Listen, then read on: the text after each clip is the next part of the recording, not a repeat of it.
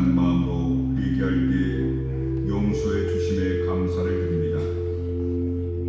하나님의 말씀이 분명히 들림에도 못 들은 척 마음대로 살다 왔음을 용서하옵소서. 하나님 뜻이 아님을 알면서도 욕심을 버리지 못하고 내 뜻대로만 살다 왔음을 용서하옵소서.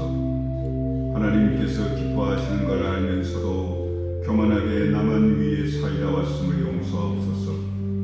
불필요한 욕심을 버리지 못하고 영원하지 않은 걸 위해 시간과 열정을 허비하며 살았음을 불쌍히 여겨 주옵소서. 늘 감사하며 살지 못함을 고백하오니 용서하옵소서. 나의 나됨에 감사하지 못하고 남들과 비교하며 불평불만했음을 용서하옵소서.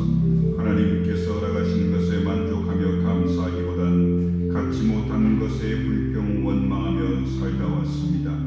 내 생각과 욕심대로 기도해 놓고는 응답지 않으시는 하나님을 불신했음을 용서하옵소서. 돌아보면 감사할 게 너무 많은데 늘 없는 것에 불평 원망하고 살았음을 용서하옵소서.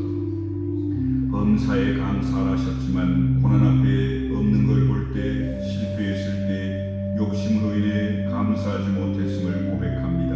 모든 것의 주인 되신 하나님 앞 안에서 기뻐하며 살기보단 헛된 욕심과 정욕, 비교의식에 사로잡혀 감사하지 못했음을 용서하옵소서. 그래서 추수감사주일 주의 전으로 불러주셨사오니 참된 감사를 회복하게 하시고 항상 감사의 고백이 입술과 삶을 통해 나타나게 하옵소서. 예수 그리스도 이름으로 기도하옵나이다. 아멘.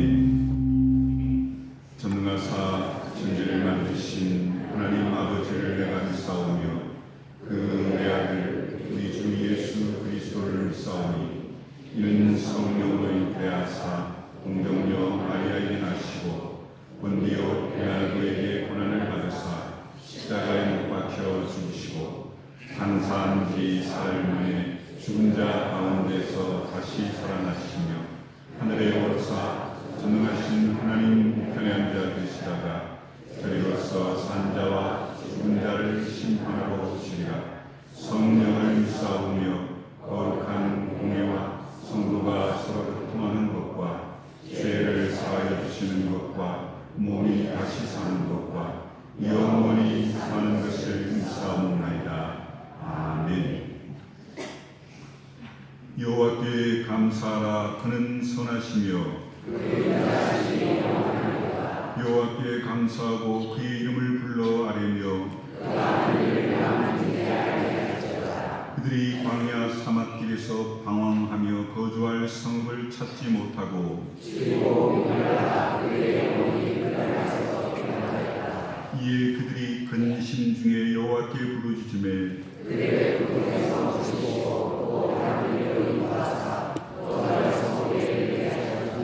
여호와의 인자하심과 인생에 여행하신 기적으로 말미암아 그를 찬송할지로다.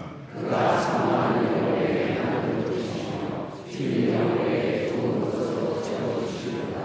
아멘.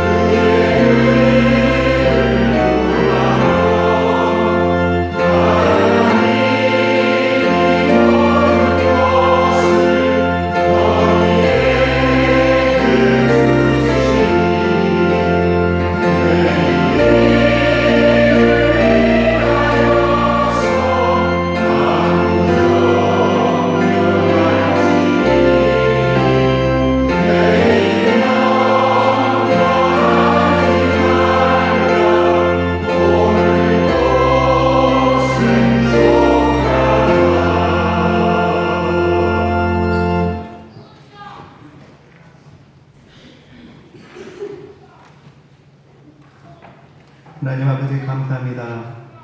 우리의 감사의 제목이 되신 주님 찬양합니다. 우리에게 감사의 제목이 날마다 주셔서 주님께 감사하게 하시고 베푸신 은혜를 누리며 살게 인도하시니 감사드립니다.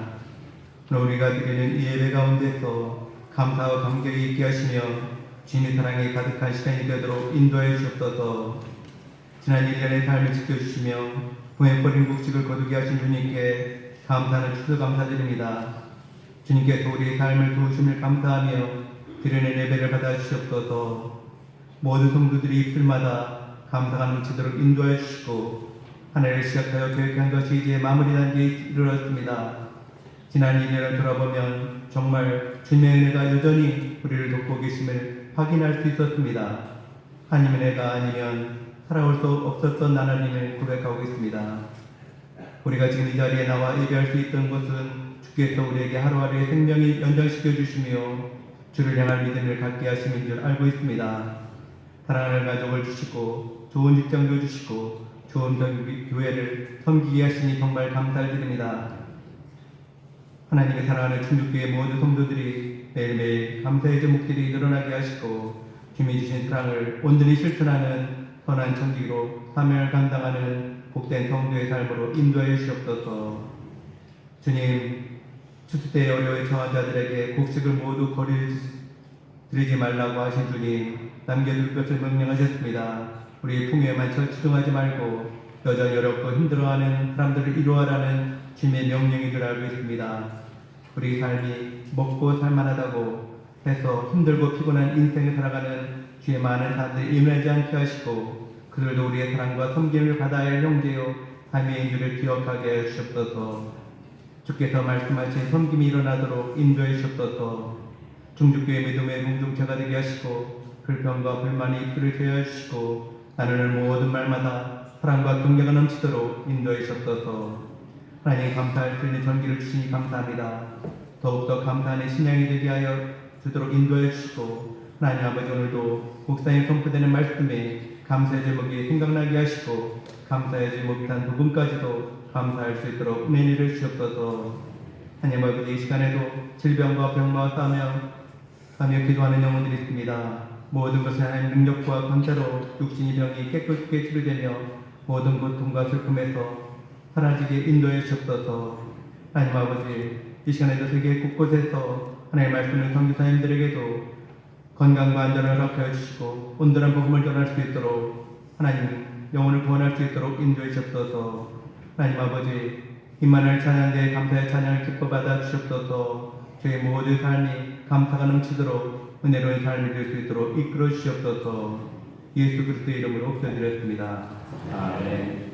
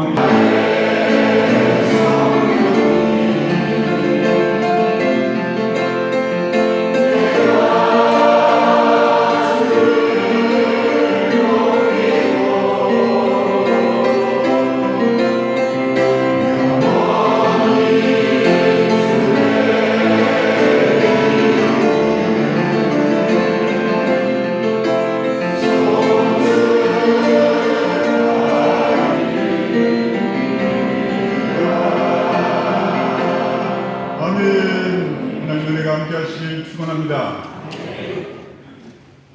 성경에는 감사에 대한 말씀이 많이 기록되어 있는데요. 감사의 기도, 감사의 시, 감사라는 명령, 감사했던 이야기 등이 기록되어 있습니다. 누가복음 17장에 보면 예수님이 나병 환자를 고치신 기록이 있습니다. 하루는 제자들과 북쪽 갈릴리 지방에서 예루살렘으로 가시던 중에 갈릴리와 사마리아 사이 한 마을 앞을 지나실 때였습니다. 예수님께서 그 마을을 지나시는데 입구에서 사람들이 예수님을 소리소리 부르는 겁니다. 예수 선생님이여 우리를 불쌍히 여겨주소서. 예수님은 그들이 문둥병자인지 아셨습니다. 10명의 문둥병자가 예수님을 부른 건 예수님은 하나님과 같은 초자연적 능력을 가지셨음을 저들이 알았기 때문입니다.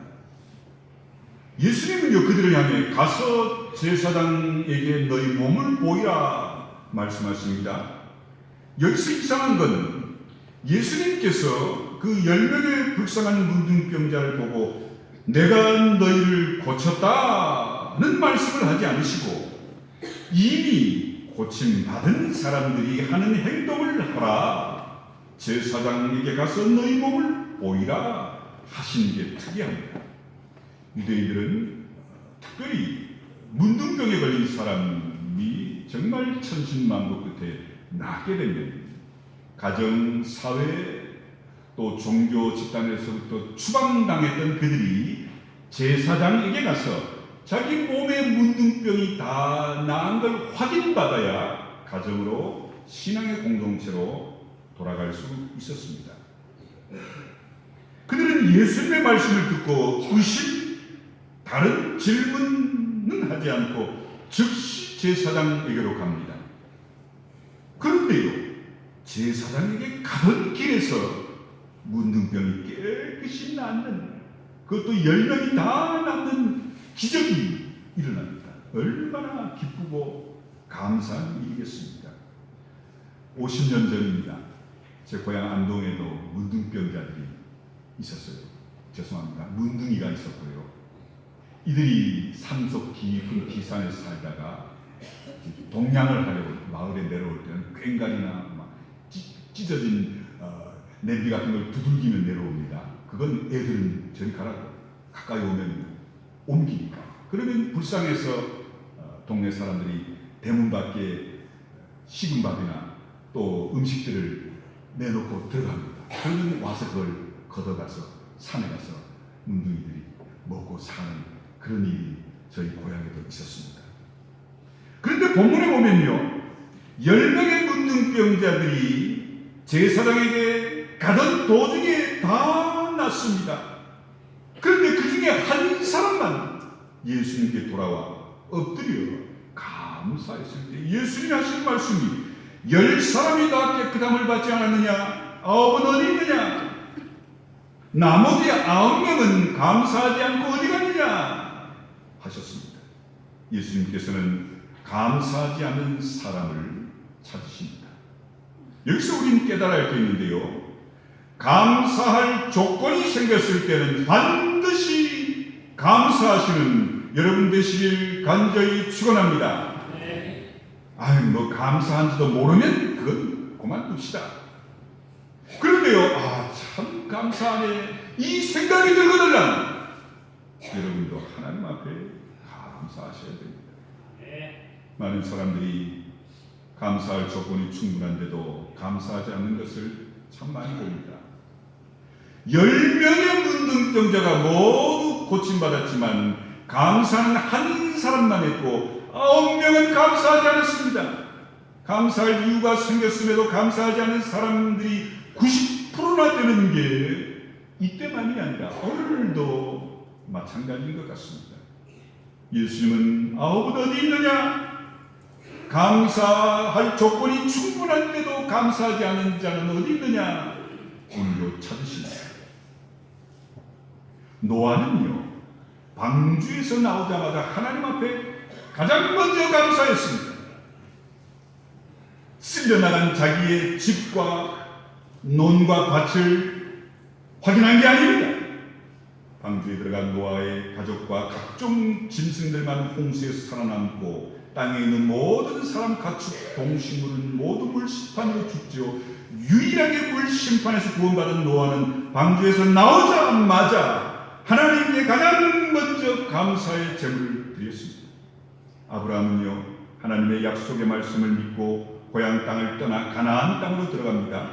그가 세겜 땅 모래 상수리 나무에 이르렀을 때 내가 이 땅을 내게 주리라 하는 하나님의 말씀을 듣고 그곳에서, 하나님이 약속하시는 바로 그곳에서 하나님께 감사의 제사를 드립니다.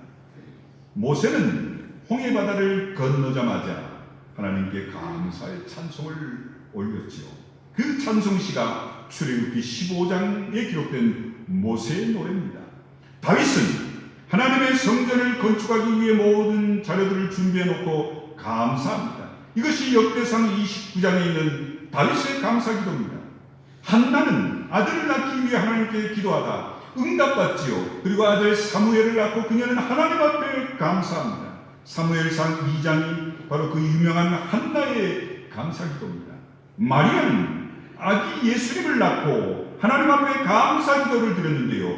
누가복음 1장에 있는 마리아의 찬가가 바로 그겁니다. 수많은 성경의 인물들이 하나님께 감사했던 일들이 기록되어 있습니다.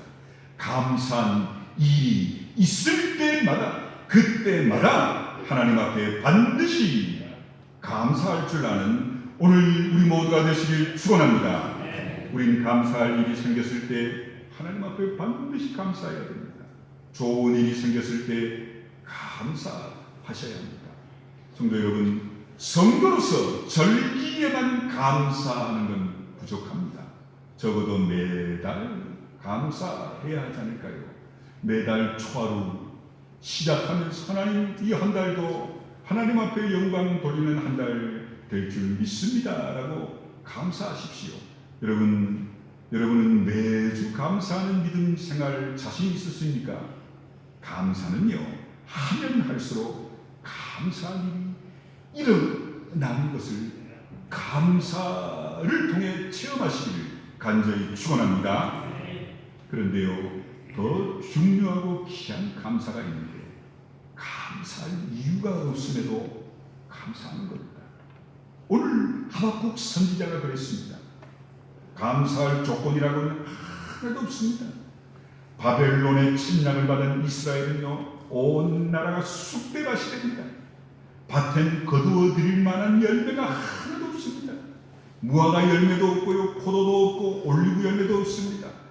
먹을 만한 채소도, 양에는 우리도, 양도, 외양간에 소한말도 없습니다. 아무것도 없는 빈손입니다.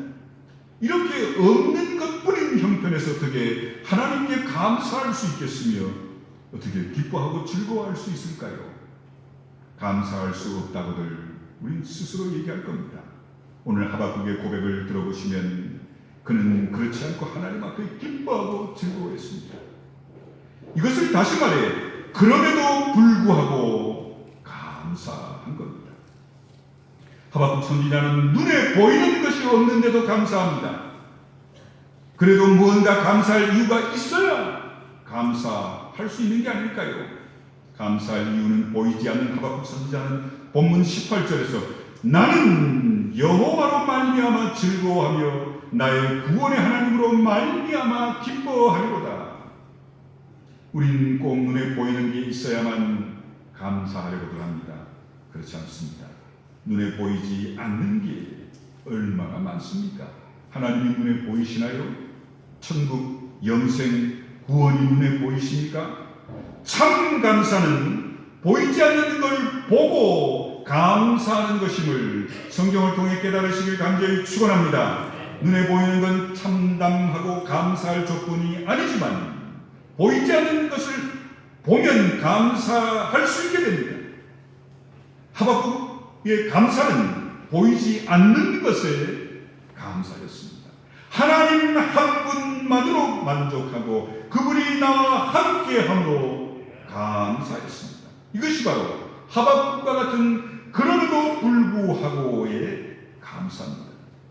예수님도요, 5,000명이나 되는 사람들이 벳세다 광야에 모여 있었을 때 예수님의 말씀을 듣느라 시간이 가는 줄 몰랐고 배고픈 줄도 몰랐고 해가 지고 있습니다.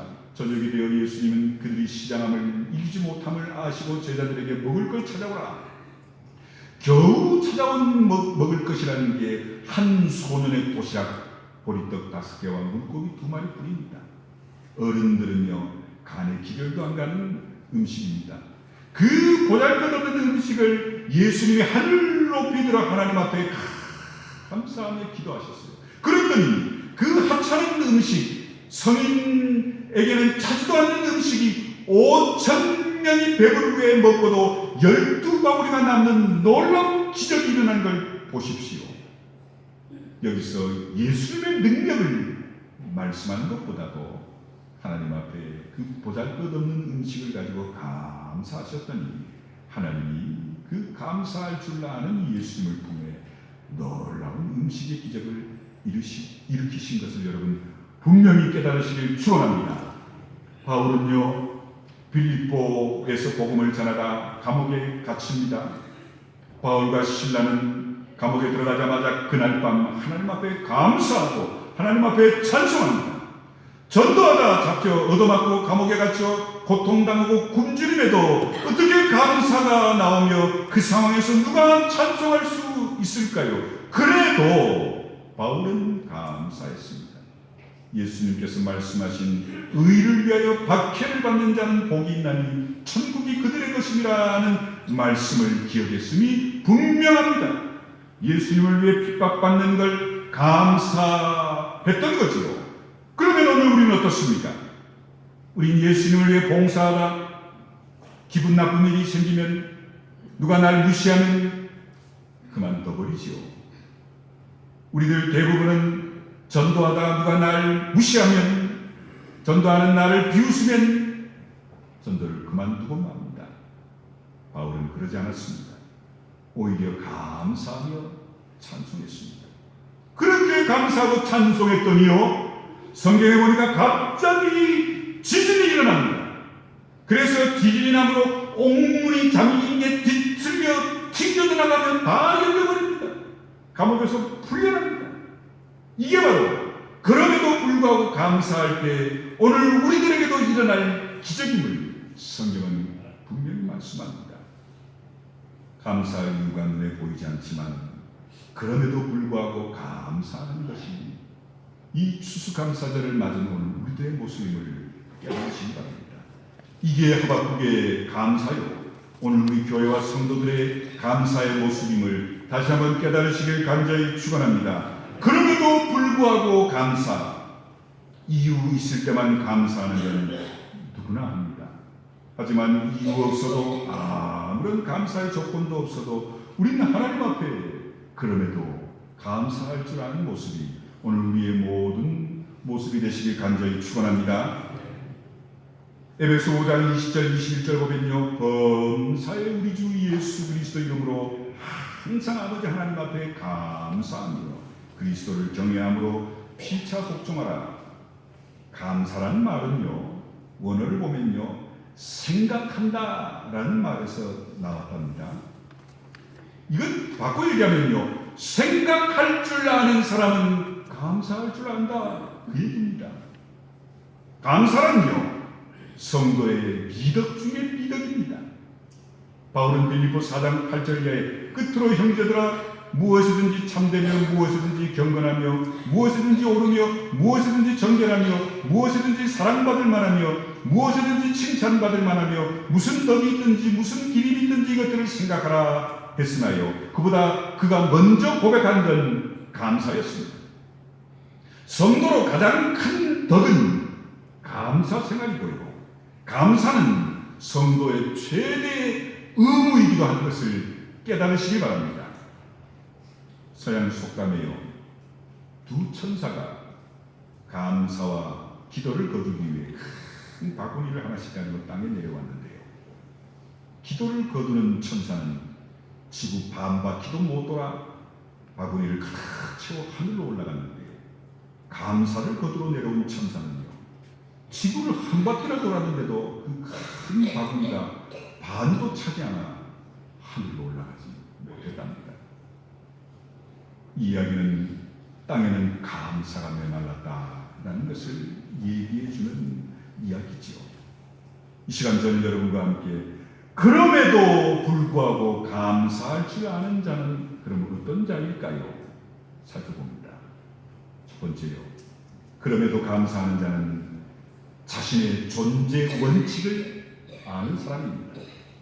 초대교회 사도들의 사상에서 확실하게 나타났는데요, 사도들은 모든 만물의 존재는 하나님의 창조에 의한 결과입니다 확신했습니다.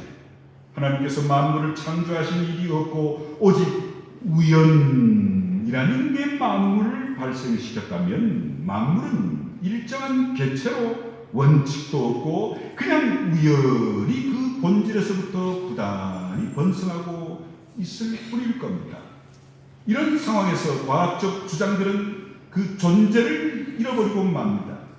우연에서 나온 존재들은 우연을 본질로 하기에 계속적인 우연들만 받아들이고 우연만을 상대하고 생각하기에 여기에 지식도 필요 없습니다.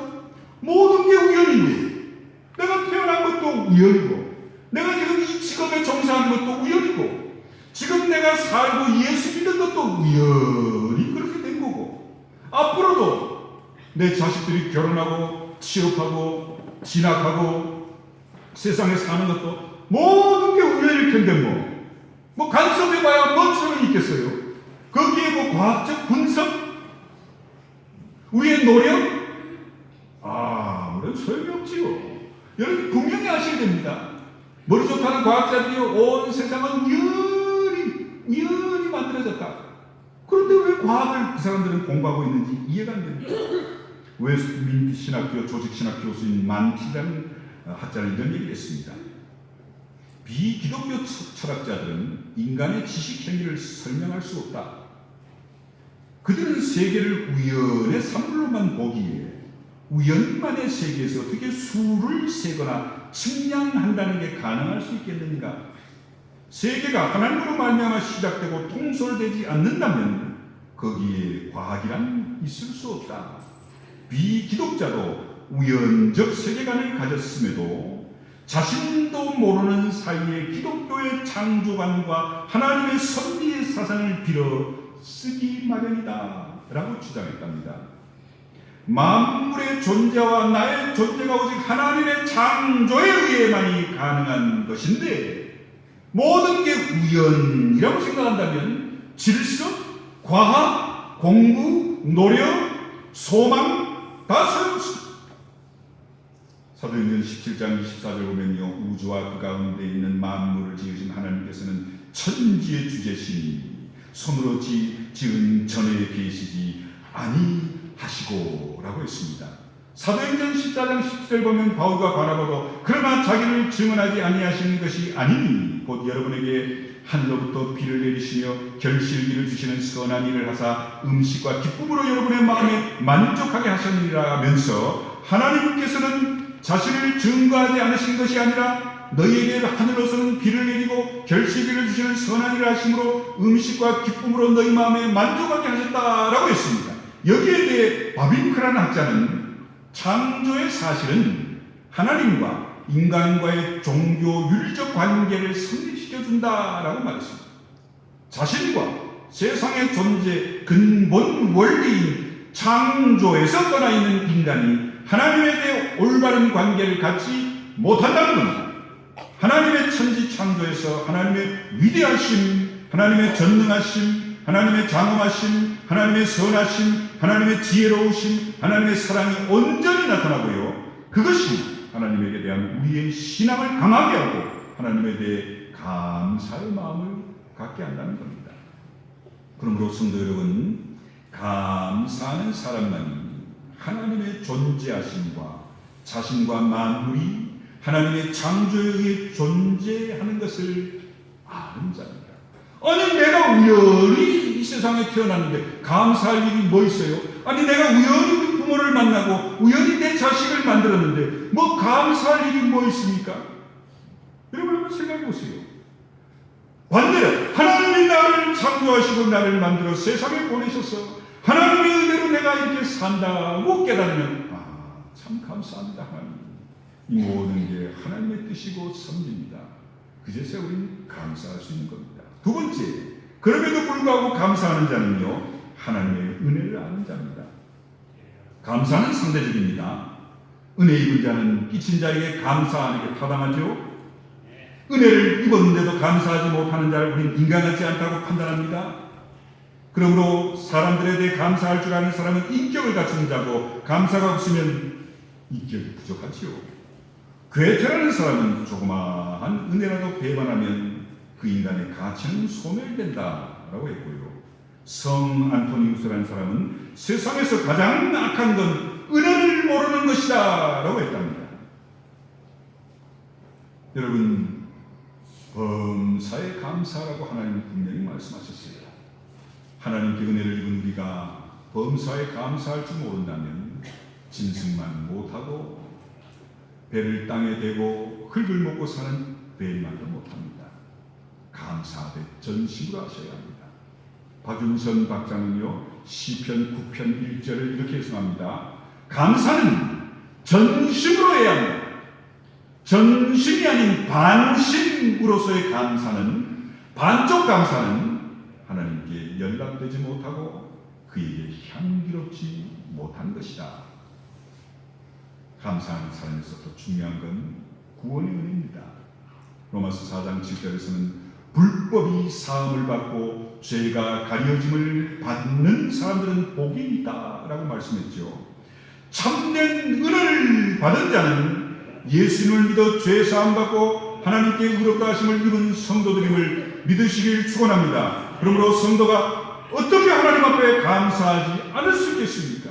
영원한 멸망에서 구원받고 심판을 피하게 하셨고 영생에 이르고 천국에 이르게 하셨으니 나 같은 죄인을 그 하나님의 은혜에, 그럼에도 불구하고 비록 상황은 여러 가지로 힘들고 어렵지만 그럼에도 불구하고 하나님 앞에 감사할 수밖에 없음을 깨달으시길 바랍니다. 세 번째로, 그럼에도 감사가 없는 자는 하나님의 풍요를 누리지 못하는 자입니다. 누가복음 15장 11절 이하에 보면 탕자의 비유가 나옵니다. 그런데 학자들은요, 이 형을, 동생이 탕자가 아니라 착실한 형을 집안 탕자라고 해석합니다. 정말 탕자였던 둘째 아들은 회개하고 돌아와 아버지 재산을 다시 누렸으니 즐거움을 맛보고 감사했지요. 그런데 이 맏아들을 보세요. 그의 말에서 그의 마음의 생각이 분명히 나타나는데요, 탕자의 동생에 대한 아버지의 처사에 불만을 품은 그는 누가복음 15장 29절에서 뭐라고 얘기하냐면, 내가 여러 해 아버지를 섬겨 명을 어김이 없거늘 내게는 염소새끼라도 주어 나와 내 벗으로 즐기게 하시는 일이 없더니 라고 했는데요, 여기서 여러 해라는 표현은 날짜의 지루함을 뜻하는 것으로 종교생활의 권태를 증명하는 표현이랍니다. 또 형은 명을 어김이 없었다라고 했는데요, 이건 진정한 종교생활이 없었고 아버지의 신앙을 그저 자신이 아무 생각 없이 그냥 이어가고 있었음을 얘기합니다. 이건 많은 신앙인에게 주는 주님의 교훈인데요, 아버지의 말씀같이 너는 항상 나와 함께 있으니 내게 다 내 것이로다 라고 했는데, 그날은 그것을 자신의 것으로 알지 못하고 만족도 기쁨도 없이 오로지 늘 아버지와 함께 살면서 불만 원망 뿐이었지요. 어리석은 형은 자신의 소유를 누릴 줄 몰랐던 겁니다. 이 말씀에서 깨달을 수 있는 건 감사가 없는 생활은 아버지께 대한 원망이 가득한 자며, 이런 자는 아버지의 소유를 당연히 누려야 되는데 그 자신으로 인해 누리지 못하는 어리석은 자임을 성경은 또한 깊은 의미에서 말씀합니다. 일본의 유명한 신학자 우치무라 감정은 이렇게 얘기합니다. 하나님의 형벌은 사업 실패, 생활 곤란, 육체 질병, 가정의 불화도 아닙니다. 하나님의 형벌은 오직 하나님을 알 수 없는 일이며 천국이 보이지 않는 것이며, 성경 읽어도 무슨 뜻인지 알 수 없는 것이며 감사의 마음이 없는 걸 말합니다. 여러분, 내 삶의 감사가 왜 이렇게 부족할까? 메마를까? 하나님의 형벌입니다.